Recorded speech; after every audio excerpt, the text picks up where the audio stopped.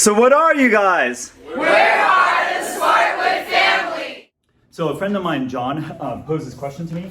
I think he actually got it from TEDx Riddle, so I'll look it up and post it down below so people can check the original video. Because the riddle is actually pretty nice. It's something about like lights coming down, there are a bunch of vampires, you shine the light, you want to hit a bunch of coffins, etc., etc. Okay? But what it kind of boils down to is you've got a room, right, that's 78 feet by 49 feet, and then you have this light ray coming in, okay, at 45 degrees. And the thing about it is, if it hits a wall, it'll follow the law of reflection, which means it'll bounce. And whatever the incoming angle is, it'll bounce off at that same angle, okay? So for example, if this incoming angle is 45 degrees, then it'll bounce off at 45 degrees, okay? And this guy basically just keeps bouncing around, etc., until it lands in a corner. So I think in the original phrasing of the problem, they tell you, one, that it's gonna land in a corner. And two, I think they point out that it's not this corner, I'm not sure, okay? But I'll double check that. But anyway, our version is gonna be a little bit different, pretty much the same problem, except I'm not gonna tell you if it lands in a corner, you need to figure it out. And then I guess the second part is gonna be what corner does it land in? And the third part is how many times does it bounce around, okay? So let's give this a try and see. Okay, so I mentioned those three problems we wanted to address. Let's talk about that. So different ways of answering it. And I think you should definitely check out the TEDx video because they have a great solution in there. I just want to offer our solution.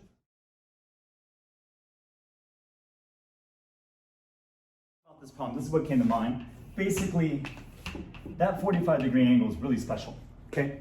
And you know, if you were graphing it, for example, the equation would be y is equal to x. So it's a really, really nice angle. I think it'd be great if we can just take advantage of that.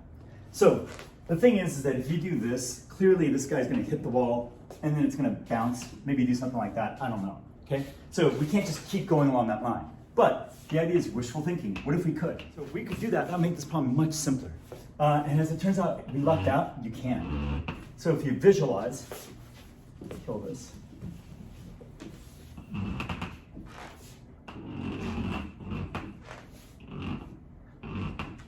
A grid of guys like this, where left to right it's always 78, up and down it's always 49, okay? So here's our claim. When you hit, right, and reflect, so you come in at 45 degrees and you reflect off at 45 degrees. Instead of doing that, imagine you're just passing straight through, okay? So our claim is, even though it doesn't look like it from this picture, right, that this and this are identical, and the setups are identical, okay? So let me try to draw a little bit better. And let's try to argue this, okay? So first, as we come in, do you agree this is a copy of this rectangle? Now you kind of have to take this guy and flip him over.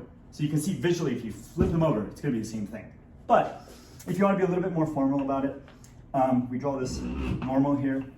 This is 45. We agreed that our law of reflection says that this is also 45. Okay.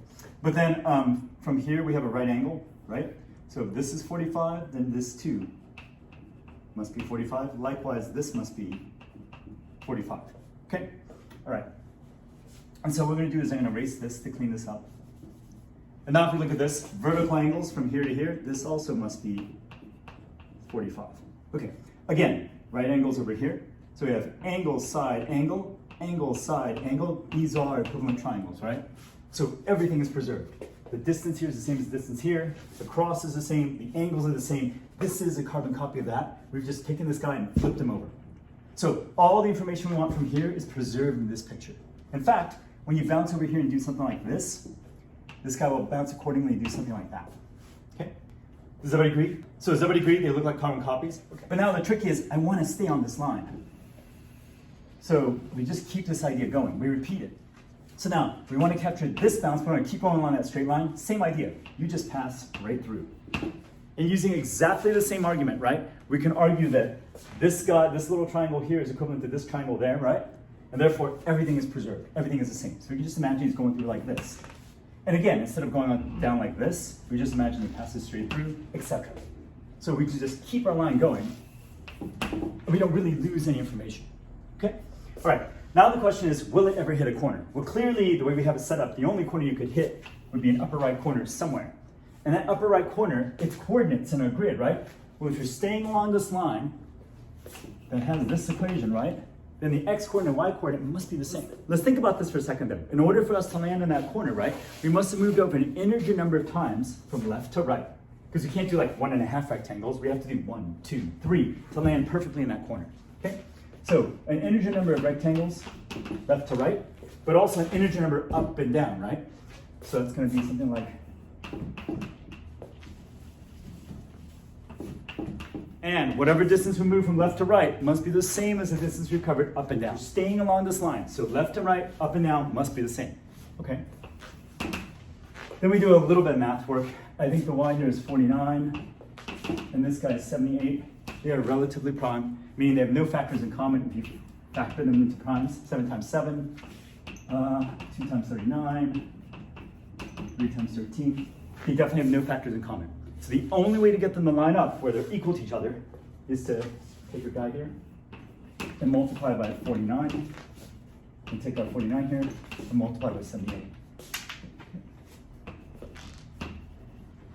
Okay, so the answer to part one is yes, it will land precisely in a corner.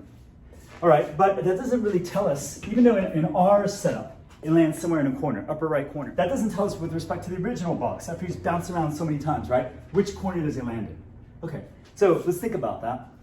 Since you're moving over an integer number of rectangles to the right and up, at least in our picture, right?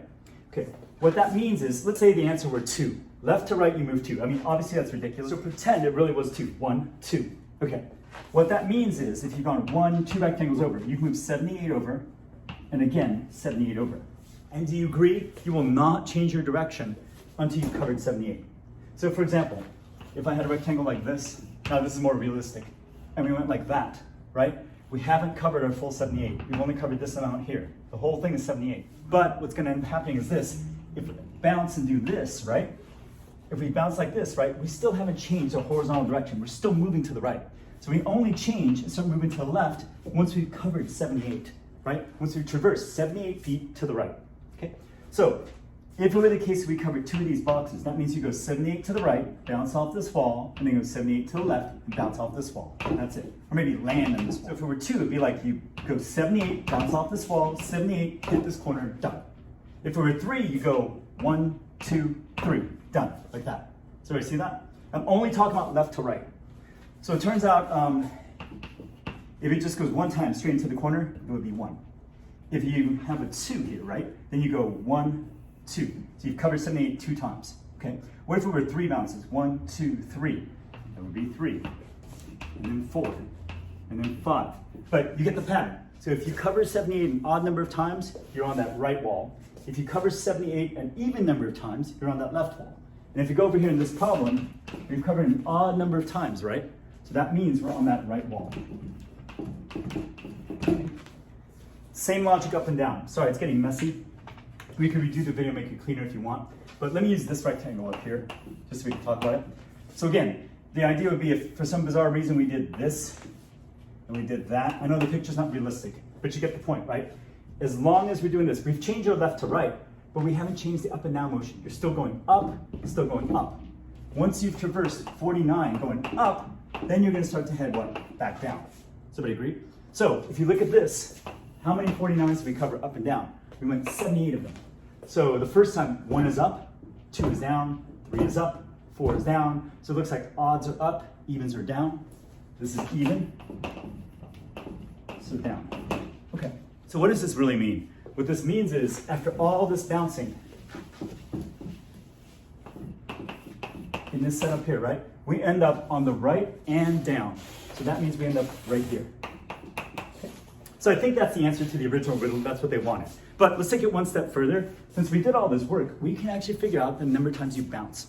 Now, depending how you count it, you could get different answers. For example, if it does exactly this, like goes straight to the corner and lands there, I guess you could consider that 1 bounce. I'm not going to. If you do, then you can just add 1 to the answer we get. But if you go straight from here to here and you land the corner, I'm not going to consider that a bounce.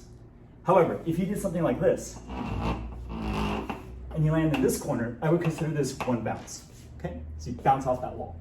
All right, so again, if you're moving across left to right, 78, the first 78 take you over here. The second 78 take you over there. What we just said, if you go across one of these and then hit your target, right, I won't consider that a bounce. But if it takes you 2 of them, so you go boom, and then effectively boom, right? Then we're gonna say, okay, that was 1 bounce. So you can see here, there were 0 bounces. Here, if it went 78 twice, that would be 1 bounce. So it's always gonna be 1 down. So if you think about it that way, going left to right, this is 48 bounces, left to right. And we don't count that final move because in the final move you land the corner, okay? Same sort of logic here. If you went up one time, like here to here, you're done. But what if you went up one and then down and landed right there? Then it would be 1, 2, but I would consider that one bounce. So I'm going to subtract 1, okay? You can do this more slowly if you want, but does everybody agree it's the same pattern? So if you went like this, just 1. So 1 minus 1 is 0. But if you went like this, 1, 2, that would be 1 bounce. So 2 minus 1 is 1, right? What if you went like this? 1, 2, 3. That would be 1, 2, 3. 3 times you go up, 49, 49, 49 vertically. But the number of bounces would be 1, 2, be 1 less. Okay?